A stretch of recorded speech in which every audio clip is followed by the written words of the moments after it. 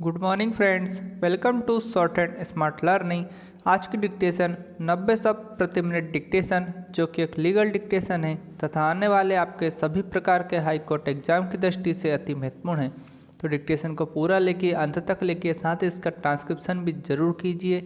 Dictation की PDF के लिए हमारे व्हाट्सएप या टेलीग्राम ग्रुप को ज्वाइन कीजिए। साथ ही आपने हमारे चैनल को सब्सक्राइब नहीं किया है तो इसे ज़रूर सब्सक्राइब कीजिए और डिक्टेशन को ज़्यादा से ज़्यादा शेयर कीजिए, ताकि आपको इसी तरह की डिक्टेशन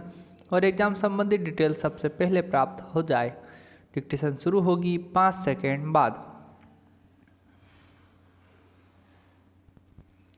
स्टार्ट।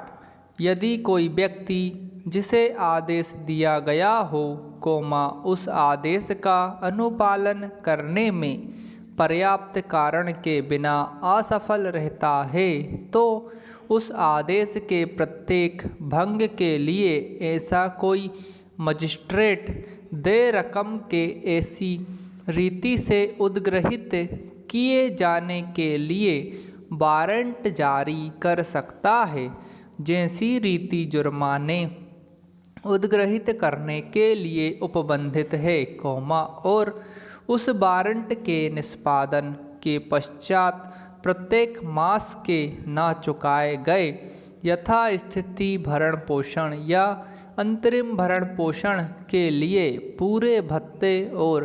कार्यवाही के व्यय या उसके किसी भाग के लिए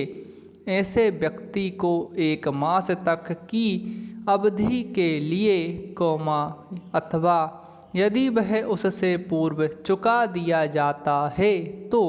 चुका देने के समय तक के लिए कारावास का दंड दे सकता है। परंतु इस धारा के अधीन देय किसी रकम की वसूली के लिए कोई वारंट तब तक जारी न किया जाएगा जब तक उस रकम को उद्ग्रहित करने के लिए, उस तारीख से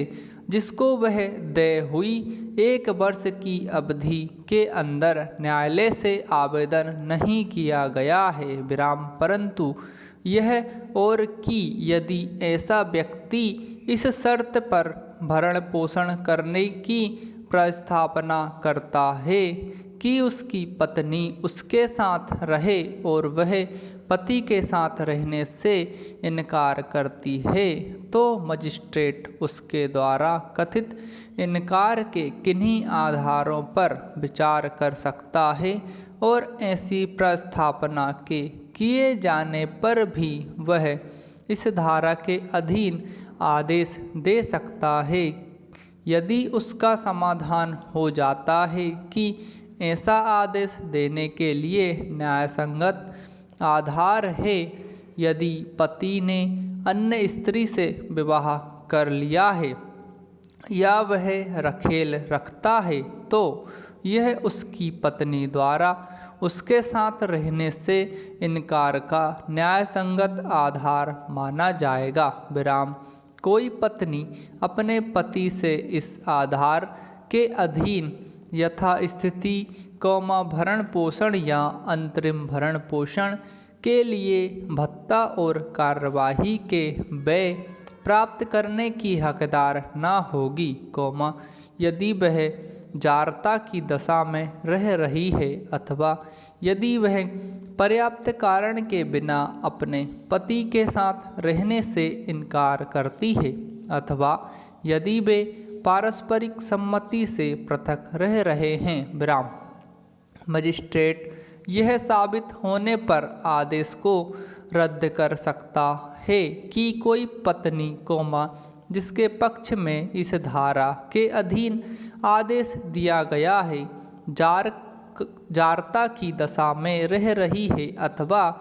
पर्याप्त कारण के बिना अपने पति के साथ रहने से इनकार करती है, अथवा वे पारस्परिक सम्मति से पृथक रह रहे हैं, किसी के विरुद्ध धारा 125 के अधीन कार्यवाही किसी ऐसे जिले में की जा सकती है जहां वह है, अथवा जहां वह या उसकी पत्नी निवास करती है, अथवा जहां उसने अंतिम बार यथास्थिति, अपनी पत्नी के साथ या अधर्मज संतान की माता के साथ निवास किया है। विराम। ऐसी कार्यवाही में जब साक्ष्य ऐसे व्यक्ति की उपस्थिति में जिसके विरुद्ध भरण पोषण के लिए संदाय का आदेश देने की प्रस्तावना है, अथवा जब उसकी व्यक्तिक हाजिरी से अभियुक्ति दे दी गई है, तब उसके प्लीडर की उपस्थिति में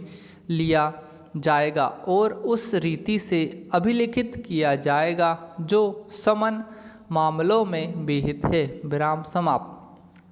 दोस्तों, आप लोगों को डिक्टेशन पसंद आई हो तो इसे ज़्यादा से ज़्यादा शेयर करें। साथ ही अभी तक आपने हमारे चैनल को सब्सक्राइब नहीं किया है तो इसे ज़रूर सब्सक्राइब करें ताकि आपको एग्ज़ाम संबंधी डिटेल सबसे पहले प्राप्त होती रहे।